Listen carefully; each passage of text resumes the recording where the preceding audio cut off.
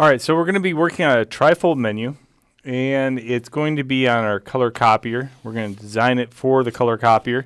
It's not going to be a full bleed, and the reason we're just choosing our color copier is because it's got it's an untouchable margin, I call it, and most color copiers do.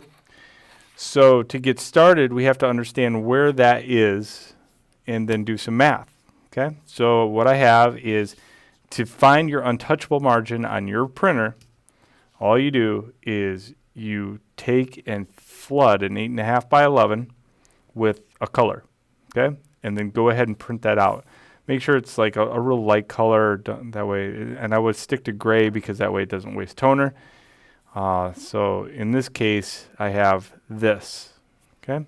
Now that I have established what this looks like after I print it, I can then take a pair of multimeters, and then I can go and zero these out. And I can measure this.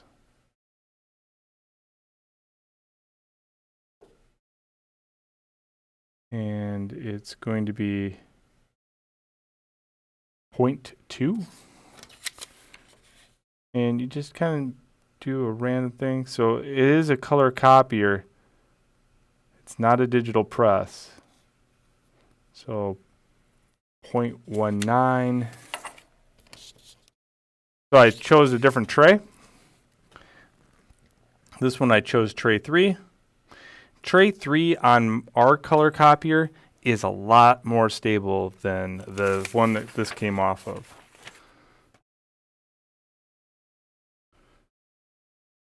So 0.165. So it's all over the board, right? Because it's a color copier. The paper will drift through that and give you some substantial readings.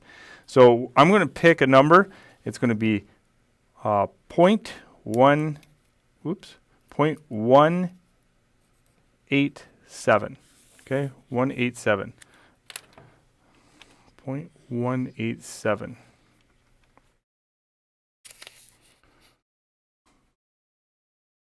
And I guess I should have used back where it's nice and white. Okay, so 0.187. Now we have to figure out the gutter for that. So the gutter is going to be twice the margin. So 0.187 times 2, whatever that is. Let's find that out.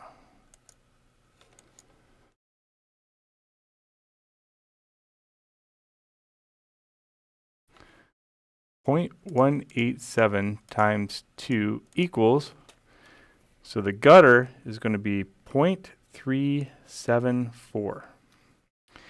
And then the center of that might be useful. So this divided by 2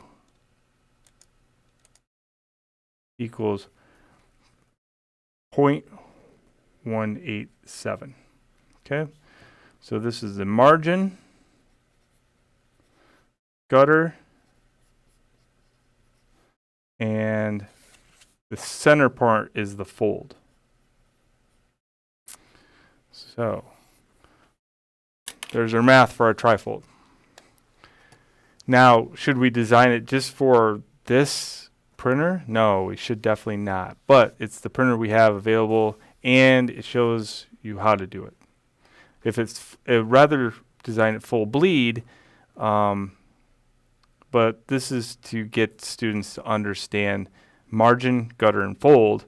So if we did full bleed, we wouldn't be able to do that as easy.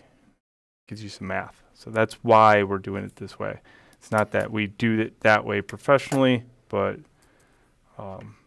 it's for the math, basically.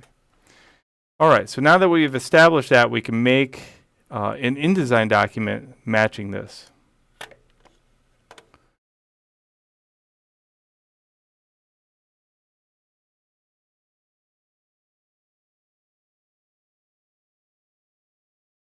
So file, new document. So what we want is print. We'll start there. Okay, I want landscape. I want it to be in inches. 8.5 by 11. I want 2 pages. I do not want facing pages on. You'll want to hit preview here because that'll give you the idea what it looks like over here and in the back. Okay, our margins, we got them. 0.187. Okay.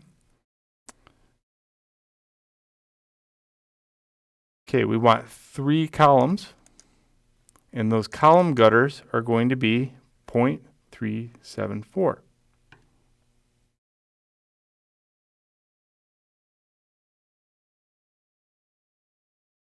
And then we hit great. All right, in order to use the last number, the 0.187, we don't really technically have to use it because if we drag a line from our rulers, let's say you don't have your rulers on, you go view, rulers, and it'll show your rulers. And if you somehow manage to get it not in inches, you can right click over here in the corner and choose inches. Okay. And just so we're on the same boat, Workspace, Essentials Classic. Okay, so I'm going to put this line here and this line here. Then do that down here.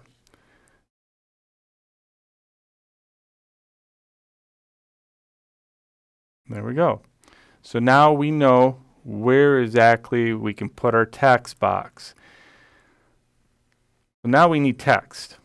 So what you're going to see probably in the video is one that doesn't have these margins. They're a little different because I went back and I wanted to show students how to exactly get the margins from a color copier. So in the rest of this video, they're a little off. So anytime I'm in the video, just know that those numbers are the true numbers of that color copier that we're using in the classroom. All right, so let's go on.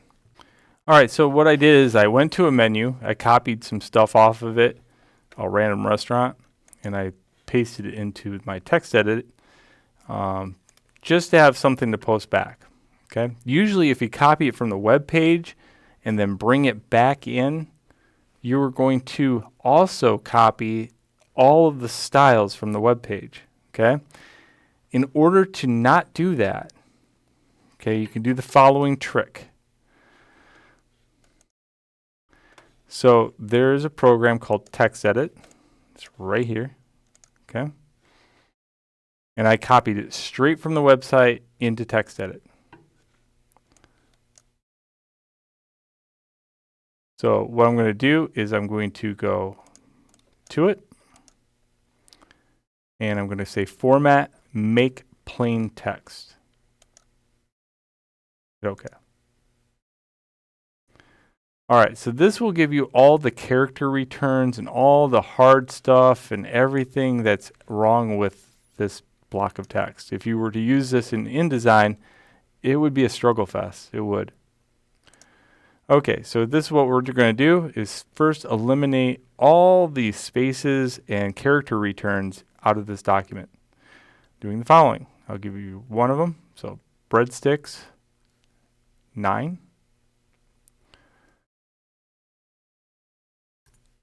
So all I'm doing here is I am hitting delete. So this one is a new line.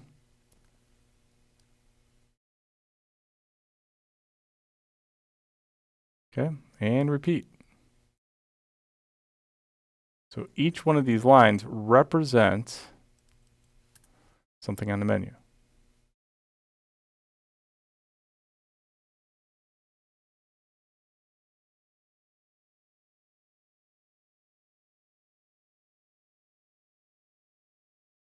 You could put commas in here if you don't know what's what, but I can get the general idea where things need to go as far as character returns. I would leave them out, to be honest with you.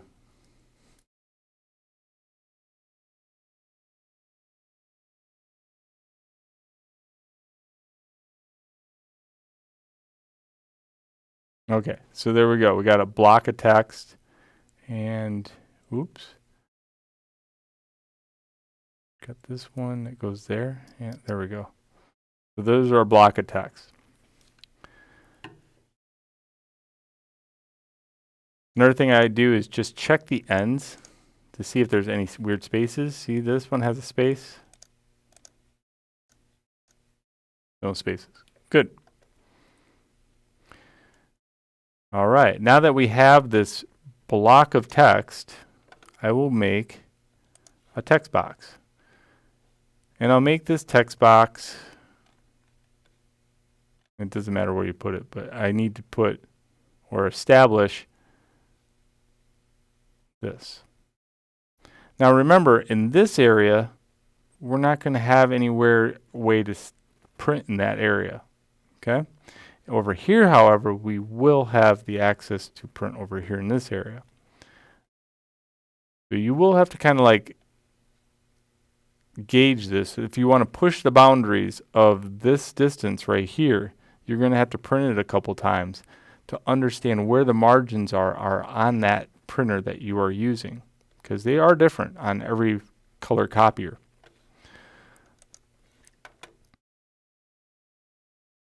So in this case, I'll just be safe and go like this.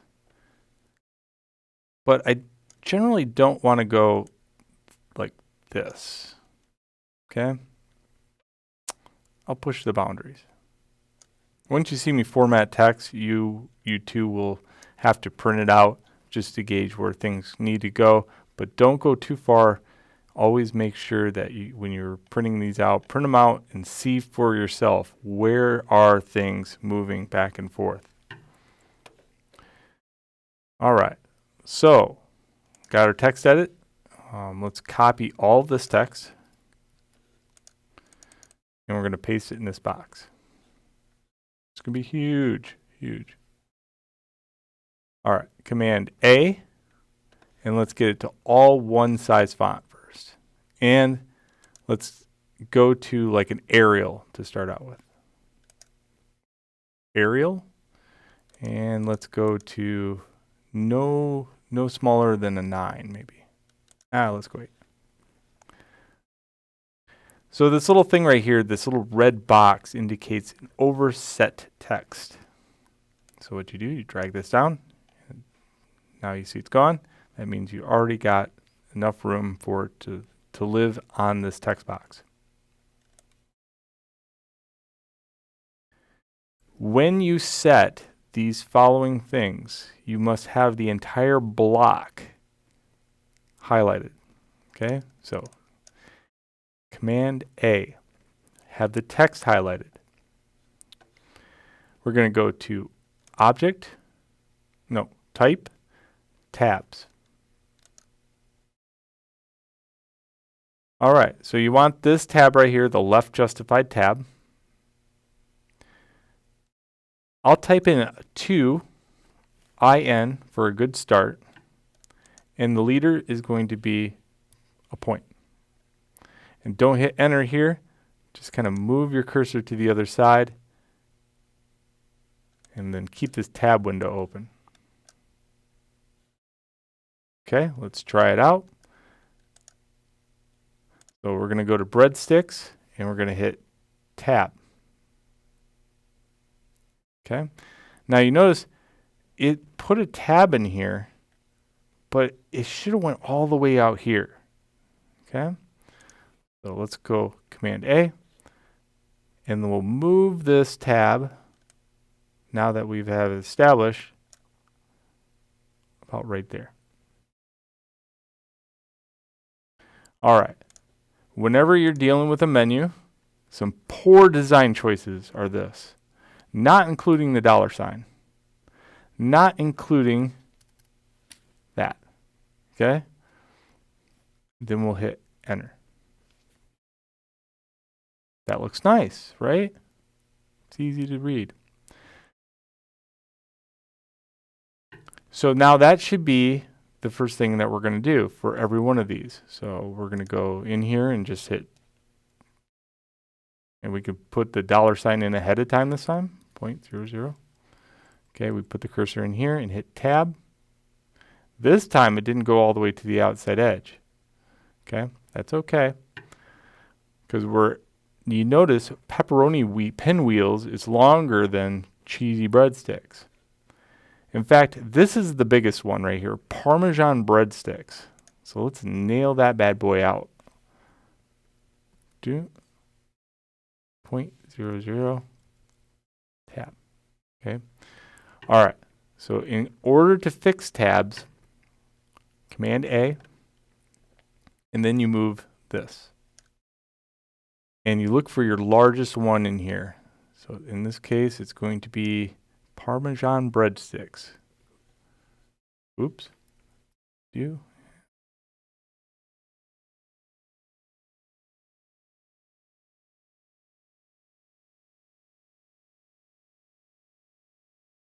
There we go. And can I get it to an even number? No, of course not. All right, there we go. All right. So that was our worst case scenario. Let's take a look at that one. Looks good. All right, let's start fixing all of these.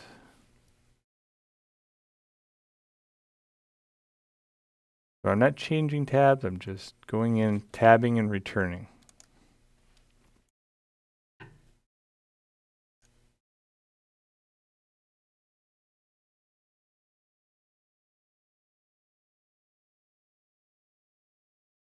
Any extra spaces, I'm making sure I address them now.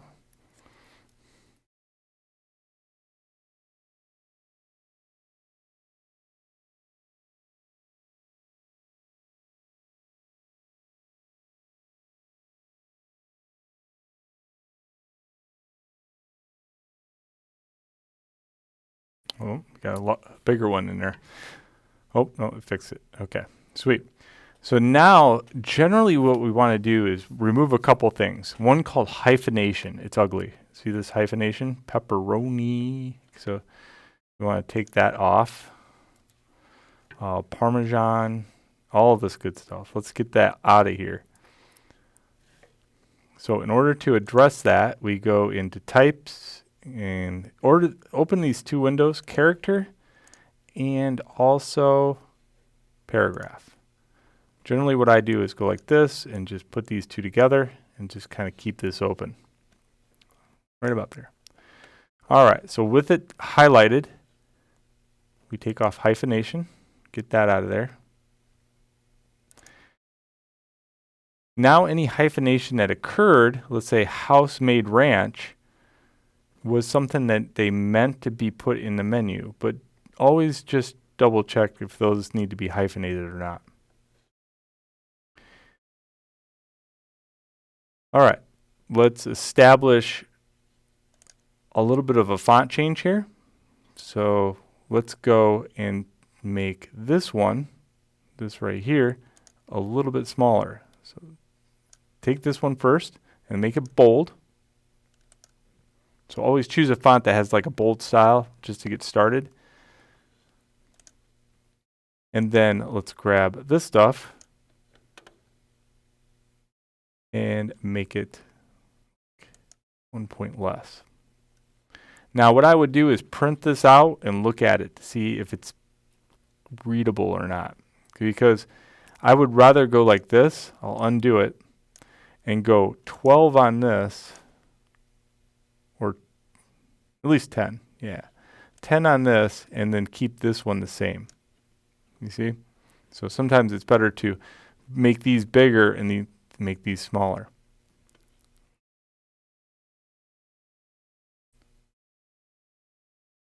Okay, so I do like that. So we're going to get a couple more tools out here.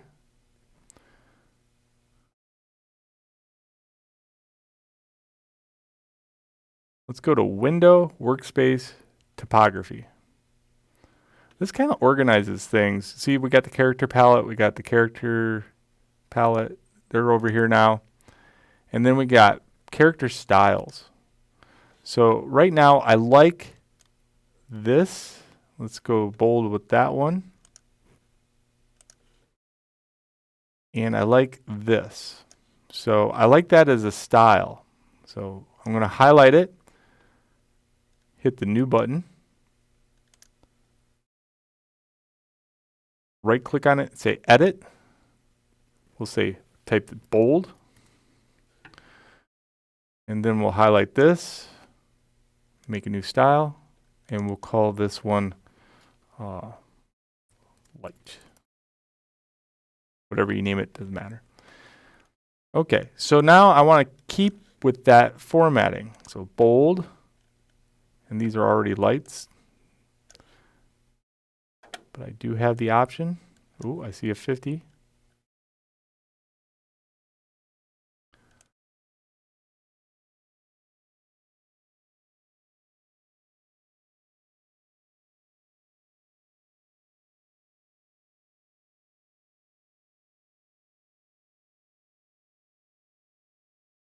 Okay. It's making a lot more sense, right? Now, could I insert a character here? You know, like a space? It all depends if there's enough things on the menu. If there's too many things, you might not, but at least we can read and get an understanding. The thing that's making it hard to read this already is the dollar signs, this needs to go past this. Okay?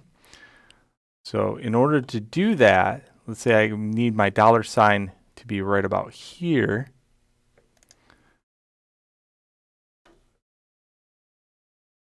I first make this a little bit bigger. Not too much though. And then I could start playing with, is this the correct choice, or can I go smaller? Could do it that way, or I can adjust my tabs. I'm going to adjust my tabs first to show you how that works. So let's grab all of these.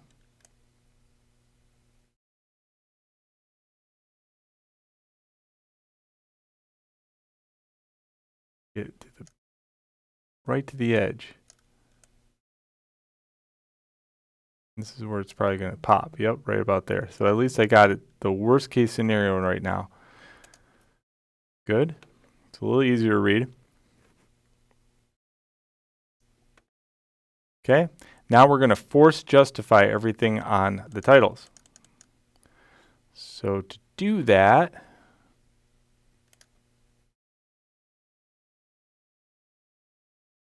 we're going to go into paragraph styles.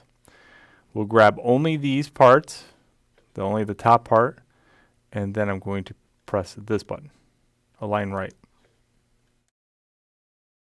I'm going to do that for every number.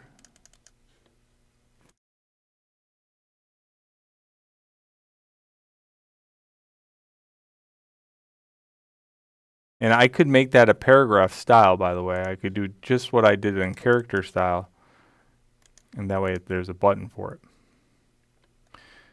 All right, what about this stuff? Could it be, it's already left justified, okay? And it could be centered or left justified, doesn't really matter. I see this one's my biggest one right here.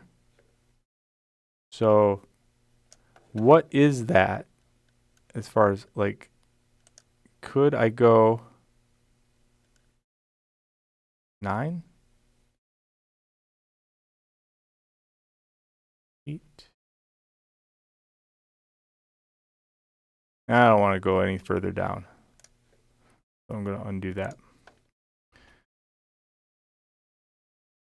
So they're all sticking out a little bit further than that, so it's good. It's a little pretty readable. And then I'm just going to kind of do that because I know that I'm going to have a little bit of room on the other side, and I can always zero out the margin. So let's copy this.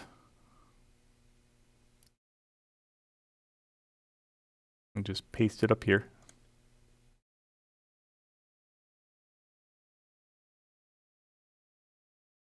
And we'll move this one up here.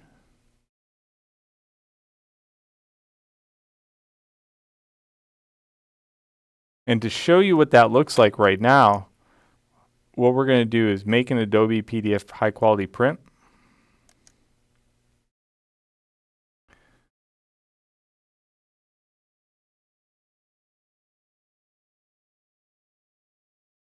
And then we're going to take that into Acrobat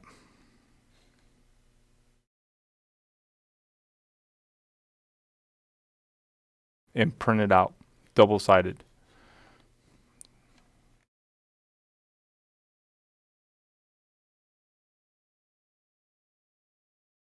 We'll hit print. We want actual size for this.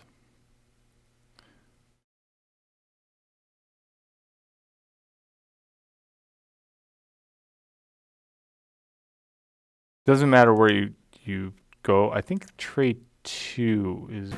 All right, thanks to video technology, we will establish what tray. It is tray 1. Notice it is landscape. Okay, so if it is not landscape, you slide out, put paper in, and you tuck these up as best you can so that it doesn't drift within the machine.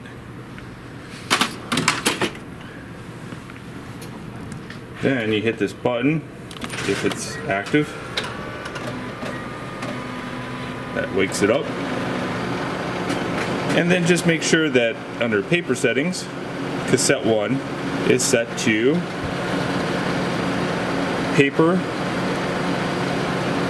that way. See the little icon? It's like this, landscape. And the media type is plain.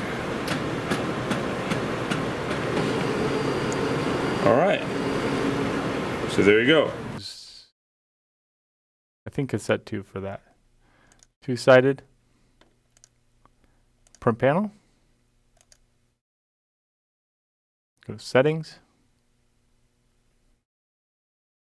I'll say cassette 2. Media unspecified. I just want plain paper. And there we go. So I'm going to go print that, and I'll be back for it to show you what I'm looking at as far as the text is concerned. Okay, so I printed that out and I folded it up, and I want to show you things that we have to kind of look at. So this is what oftentimes students bring me. They bring me an uncentered block of text. Okay, so you see this spacing right here and the spacing right here need to be changed. Okay, so that has equal spacing on both sides. That's probably the most important thing. The other thing is readability. Okay, it's not about getting fancy fonts in here and make it so that the customer can't read things. We have to make sure that it's a very just readable font. It's just pleasantly readable. Obviously, we missed one right here. This is supposed to be bold for $10, so that needs to be changed. But all the zeros line up. Okay, so that's good. It's just this spacing right here between here and here definitely needs to be changed. So oftentimes you have to just kind of play with it a little bit, really. It all depends what printer you got, because again, there's this magical space right about here that you cannot fix. And the tray counts too. So let's say you printed out a tray 5 and you printed out a tray 3. Tray 5 on the color copier gets kicked a lot. You don't I'm not lying about that. It gets kicked a lot. So if you look at here, this is on tray 5, and look at the spacing now. Oh man, that is way off. I mean, it was like 1/8 of an inch off, but now it's a 16th, and now it's like just got a 16th on this side and over here. So this is out of tray 5, and this is out of tray 3. Tray 3 is correct. Tray 3 and 4 on our color copier. Don't even waste time on tray 5. All right, so now we have that. We have to look at it, and then we have to change a lot of the things in it. So, All right, so when we're establishing now a new norm, we could go this way, okay? But then we would have to also establish that the margins need to go out a little bit more, which is fine. This is how you do that. Document setup, and here's our margins. So try out, you know what I mean? Like, I love students that want an answer. I hate giving answers because it never teaches them anything. So try out what number, and I'm not going to give you one. I'll just put one in here. Could be wrong.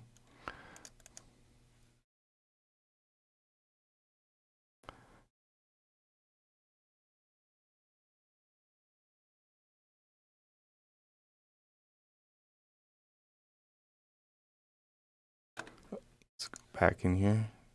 I don't think that took. Yeah, it didn't take. 0.125. And then I'm going to click this chain and then hit OK. There we go. So again, I'd make another PDF, print it out, see how it looks.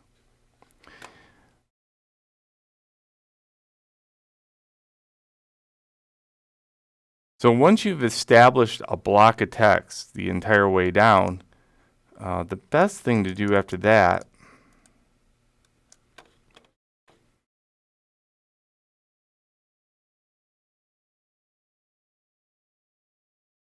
is first off fix this little guy.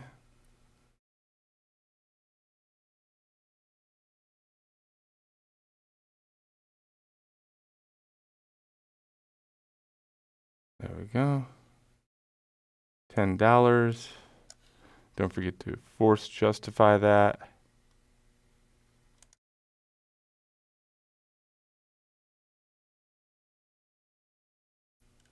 Then take this stuff, left justify it, and then bold it.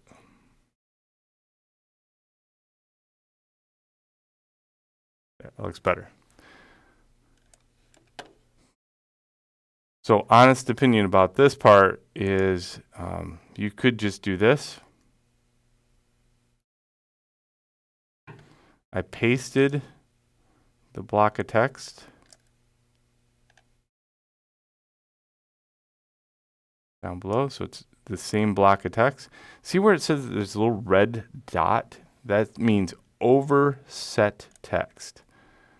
So yes, it is overset, and it is going to the very, very tippy top. So in this case, you should probably get this one line item out of here.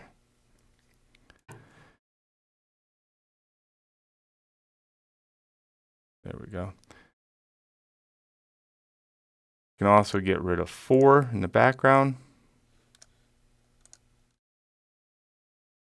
And maybe 5.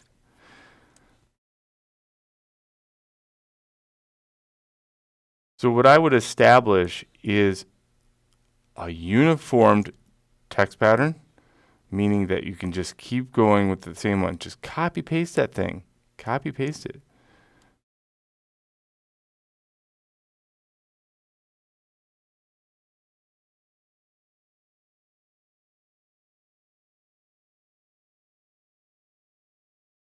And this is the most difficult part right here, is the, deciding upon where this is going to float.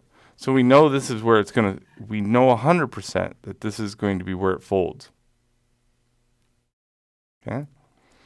So if you could float this between the fold and the outside edge of paper, it'd be good to go.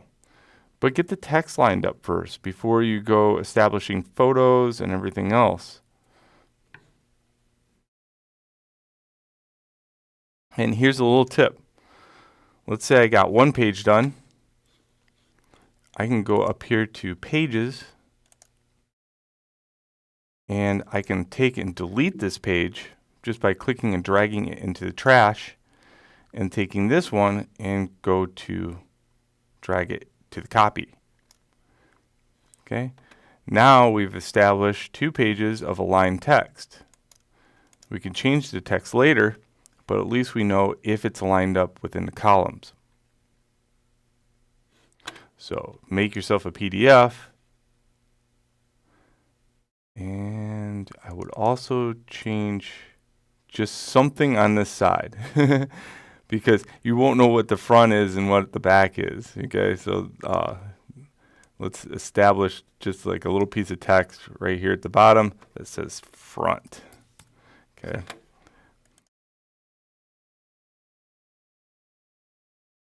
And relook at our dummy.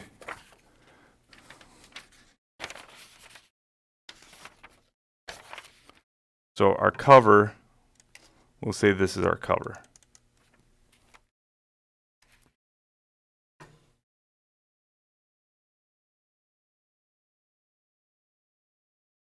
There. Now we've established a ground part. Grounding.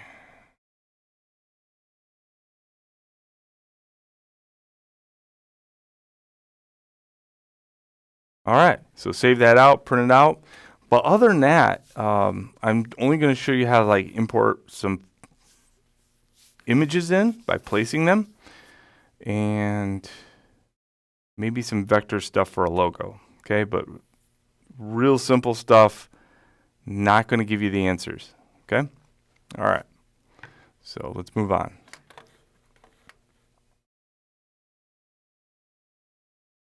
All right, so before we move on to the other things, I would just like to point out that taking and copy pasting is okay. It really is.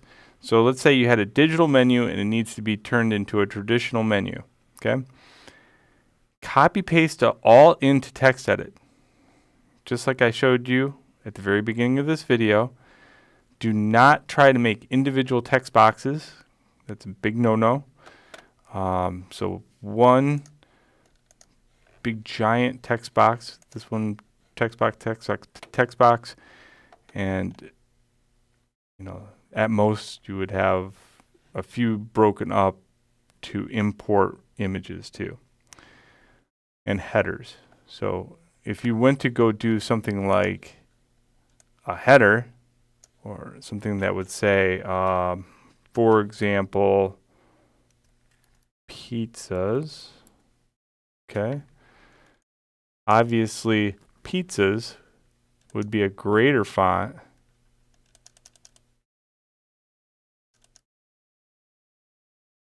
and try to keep it balanced with these. So in other words, this one right here is a character of 8 font. This one is 10 font. So what would you do for the other one? 8, 10, maybe 12 for this one? 12 would be a very balanced, or 14,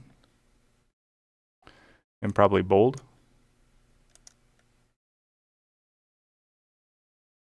So, and I already went over the fact that you got to pick something that has a different font choice, bold, not bold. What else? I'm trying to think of all the tips and tricks.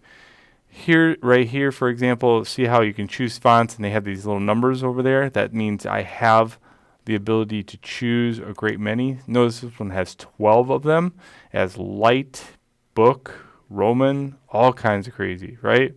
And it gives you all the examples of it. So that's another way to pick fonts that's very handy. Make sure that you're picking one with a number after it. I showed how to pick it via the scroll wheel on the mouse, but then afterwards, you should probably check to see how many different variations you have. You need at least 3 variations for that font.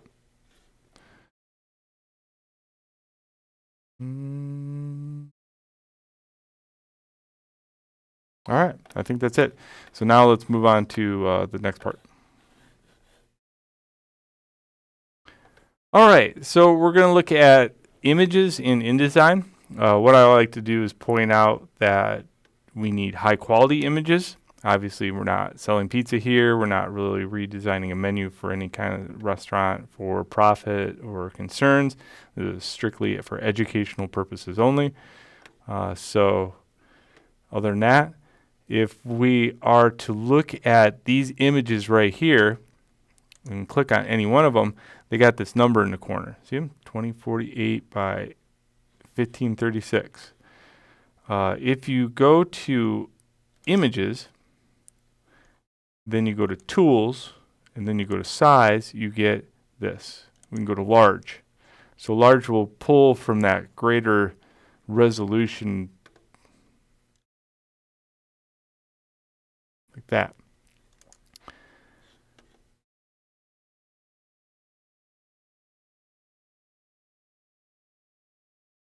Okay. Another thing is when you go in here and right click on it, you'll see save link as. Okay. Now when you do this, it might save it as HTML. Okay. If we do save image as, it might save the scaled version of it. Since we're not using this for super publication, we're just showing you how to place something in InDesign. Go ahead and use whatever one you want, really. But it would be nice to have the higher quality ones just to show.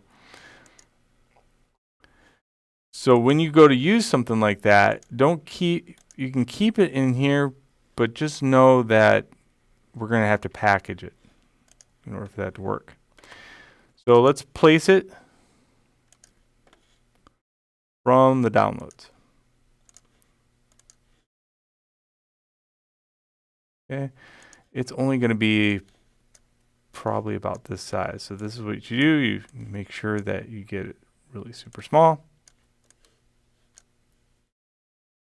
I'm holding shift here to keep it within the same ratio.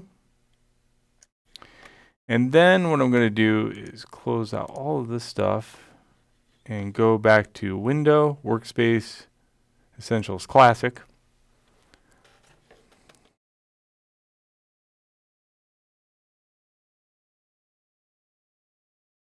Okay, and we have auto fit. So we're going to fit content proportional. And that's how you bring in images. Now you can put the text box in before the effect, but you really don't know the ratio yet of the image. Unless you were just taking pictures with your camera, which is the most preferred way to get high quality images. All right. Now, I want to show you a few things, but I don't want you to get too into the tools just yet for this. So for this assignment, so I might make it so that you have less options to choose from at first.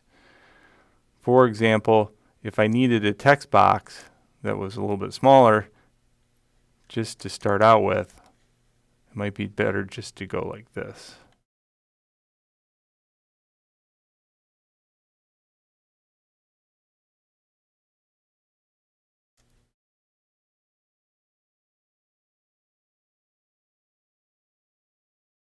Then you got your image.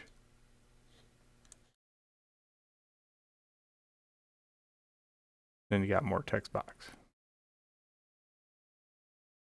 So plan around the idea that you're going to be inserting images into here ahead of time, where you're going to put them. And is the cover very important on a takeout menu? It's very subjective. For me, if I walk into a restaurant, what I want to do is I'll pick up the menu, and I would like to see drinks right there on the cover. You know, drinks and appetizers, just boom. Small logo in the corner of the restaurant, and then just to know that I made it here. I made it here to this restaurant. Cool. And drinks, appetizers, and then what do you really order first on the menu? Keep this as lean as possible, but I like to have a lot of description on a takeout menu. I want to know what's in my food. All right, so that's how you place something. Now, since you placed it, this thing lives somewhere else. window links. So you can see this thing is going to be located on the 7th hell of your hard drive. Okay, so path is Macintosh admins downloads, and it's called special blah blah blah blah. So let's go ahead and package this. Package. Yes. And on the desktop, we'll call it Trifold. And we will now be working out of, I'm going to have to put Trifold 2. We are now going to be working out of that package. And what that did is it took and it moved that file from my downloads over to my links directory. Now, if any time that I go to package, I'll package it into the same Trifold 2. At the end, you're probably going to be packaging it again. All right, sweet. So that's how you place something. That's how you move it around.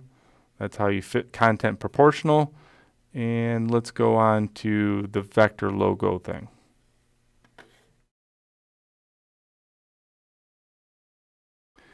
All right, so now we're going to be looking at vector logos. One of the things that I always get all the time via client is they'll give me a logo. Okay, it is the worst saved logo. They don't know any better, and maybe their graphic designer didn't share the logo with them. So you pretty much have to like revector the whole logo. So if they do give you a vector logo, it's very rare. So I'll show this for a point. So this one right here is a really tiny image on the internet. Okay, it certainly is not vector. It's 1220 by 340, which is okay. It's actually pretty good. But what we're going to do is copy this image. Okay, we're going to open up Illustrator.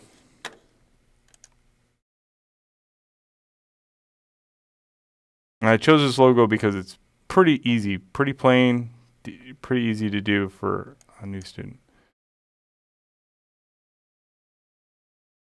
Okay, just hit create and edit, paste it in. Okay, pixelization. Okay, super pixelated. All right, first off, let's just get it the size of this artboard. And it really doesn't matter the size of the artboard too much. So we're going to zoom in on it, and then we're going to go to image trace.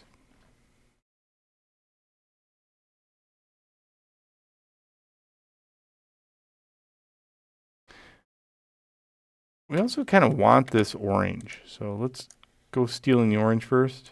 So if you click on it with the eyedropper tool first, and let's just kind of store that off to the side for a second. Let's go back to swatches. And then with this stored with the eyedropper tool, let's go ahead and hit OK. So that'll store that so that we can reuse it later on after we do what we're going to do. Okay, so go to the black arrow, click on Clavons, go to Property, and go to Image Trace. And then go to default. Okay, kind of zoom out and see how it turned out. You can see things like pizzeria, for example, and the R. You see how it's kind of like it's got some artifacts in it.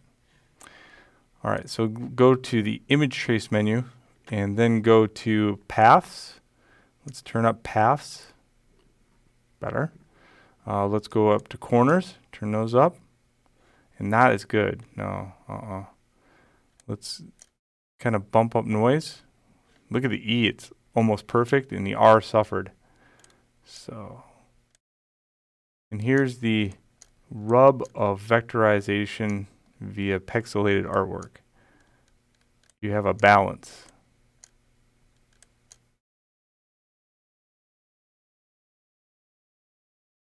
Okay, let's go to threshold. Play around with that a little bit.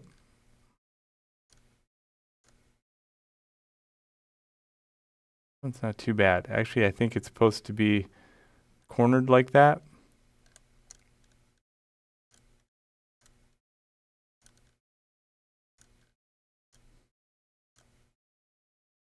Mm.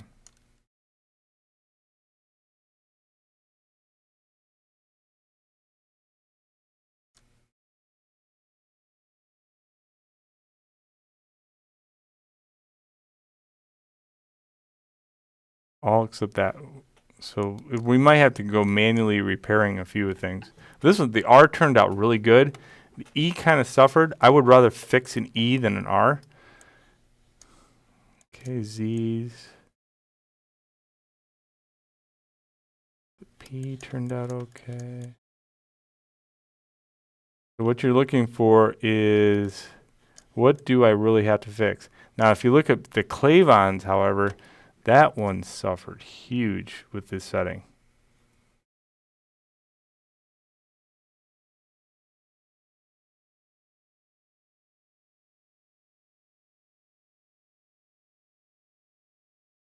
So that one almost looks better here. Okay. If I like it, I can make a copy of it. And then I can trace these as two different things. So this one, I like with the clavons. This one needs help down here.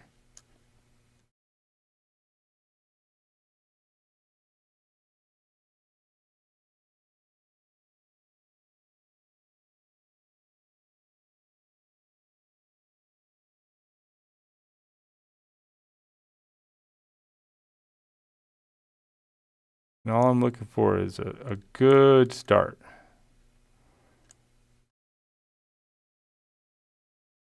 I would say right there. All right, now we got two versions of this traced out. Okay, we'll expand this one, and we will expand this one. Okay, and we're going to just steal a few things from both. So I didn't use ignore white because I want to show you how that works. So what we do is ungroup this thing.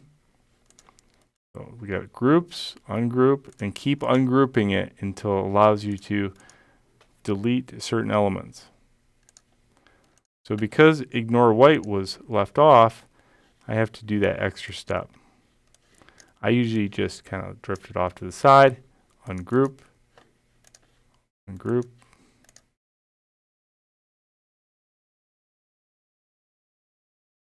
Here's another thing. Select same fill color. Delete. So that's a fast way to do that. Okay, so this pizzeria pub, I'm going to get rid of that. And this down here below, I'm going to now look at these Z's. I say this Z is good. Copy it.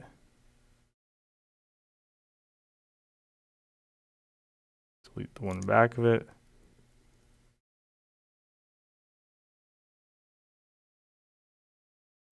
And with view rulers on, let's make a baseline. Make sure they're all at the same baseline. All right, so like the E, for example, if you go to the white arrow,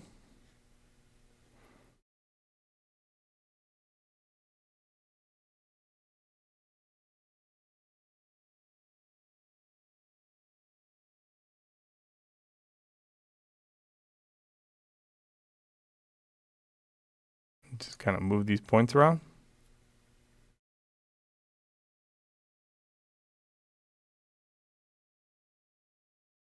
Much better.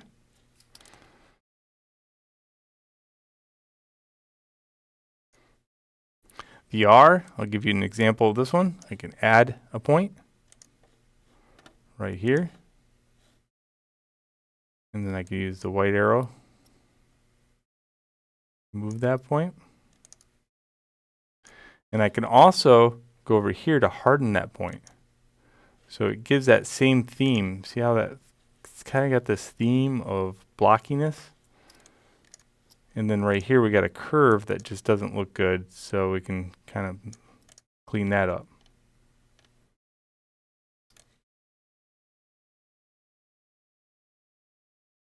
Ooh, that P is very bad. So here's some examples on the P. So this case, I want to not harden it.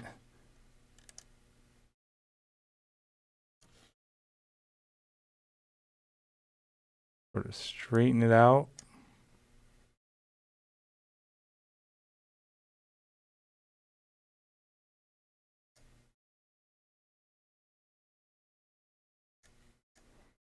There we go. I think you get the general gist of the idea. It's a lot of cleaning up the logo that you live traced.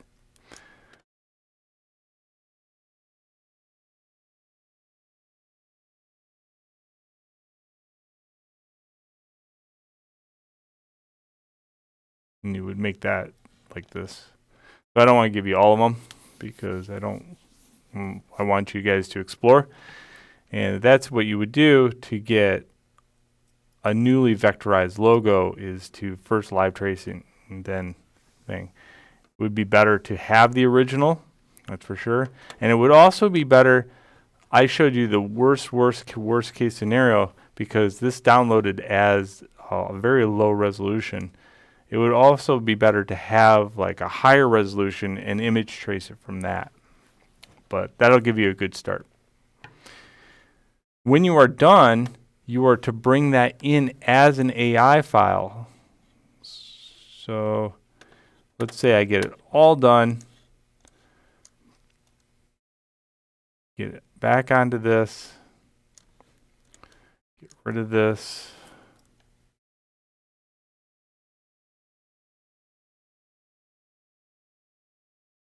Use the original color it came in as. Boom. Okay. And then also let's shrink our artboard. So document setup, edit artboards. Let's move this artboard down. Move this up.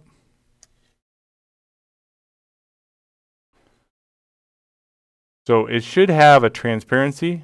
So show transparency grid. If you did it right, it looks like this. All right, in order to get this over to InDesign, what I would do is save it as an Illustrator file. This will allow you to make changes later on. Now, remember, we also made a Trifold 2 links. So you should probably put logo in here.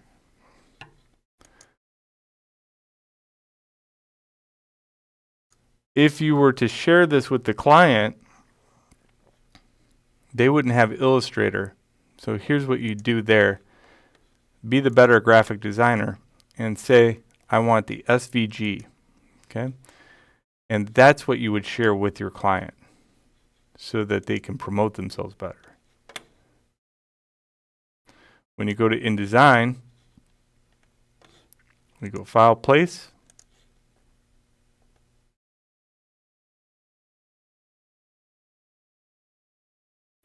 I would use the Illustrator one in your layout because that way you can make changes and update it. There we go.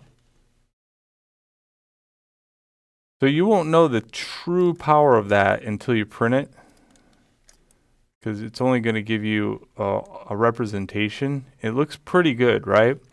Another thing you could do is go over here and go to Preview, and that'll give you at least a somewhat real expectation of what that looks like. But when you go to print it, it'll be from the vector, so it's going to be nice, clean, crisp lines. It'll look just like the text. It won't have that pixelation.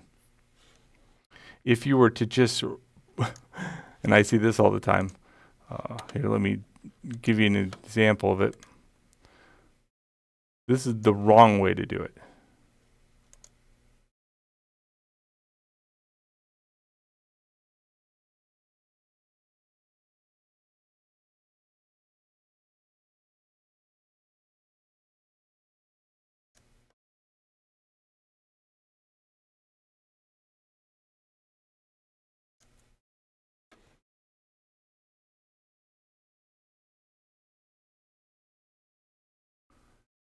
Okay, so there's the two. Now, when you get zoomed in on it, you can see the different variations of it. So this one is just copy pasted from the internet, and this one is the one that you went through and made vector. As long as you clean up some of these corners, it looks so much better.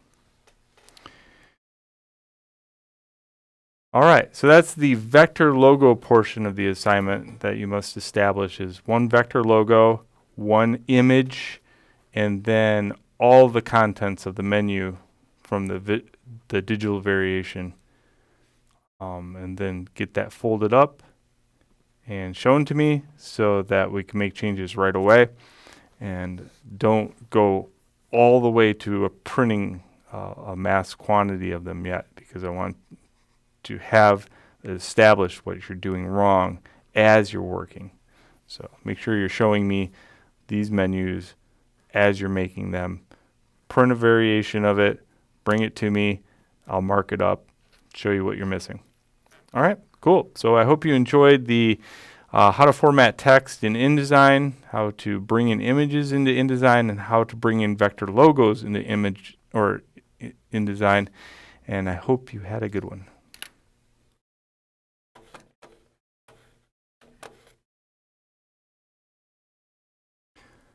All right, so what I wanted to do was add one more thing to this video because I constantly turn students away for this one right here. Okay, so I'm going to give you an example of wrong and right. Okay, so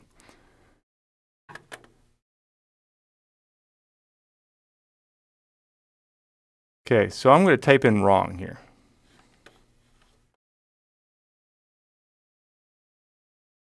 Cats.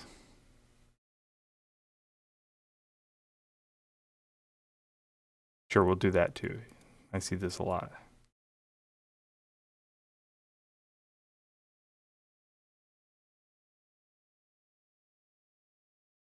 We'll even make it worse. We'll go like this. Okay. Okay. So I see this a lot. First off, you're a waitress, you're in a restaurant, and you get constantly the same question all the time. You know, let's say it's a menu item, and definitely not cats, okay? So maybe I should have chose something else. But 18 and that character right there and 25. So the person sitting at the table is going to be like, I don't understand this. What's $18 and what is the 25? Do I get 25 of them? Or do I get 18? What is it? So it's a lot of times that you forget these little things right here.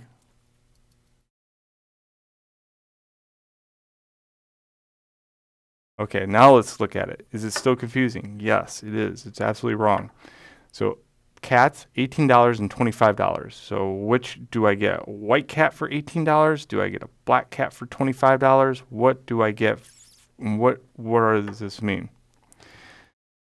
So the correct way to do this is go like this.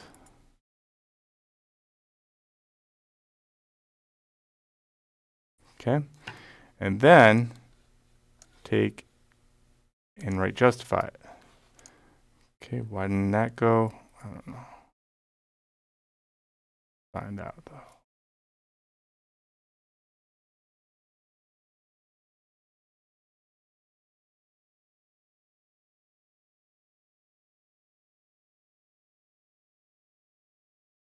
So if you see silly things like that show up, just knock out everything, knock out all the spaces, knock out everything, and then go back and hit tab. Get rid of this. Enter, tab. There we go. So that's how you get, if you get stuck on things, just wipe it all out, get rid of all character spaces. So this is correct, and then you would have the description below, just like this example right here. If you see that on a menu,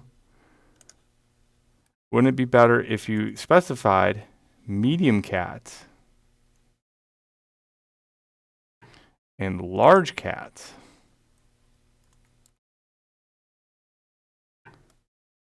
Now you have your customer asking no questions. So again, if you see that on a menu, that's what I want it to look like. All right. And I reserve the right to add anything else to this video in the near future for future problems or future things that I always see all the time that need to be changed. Enjoy.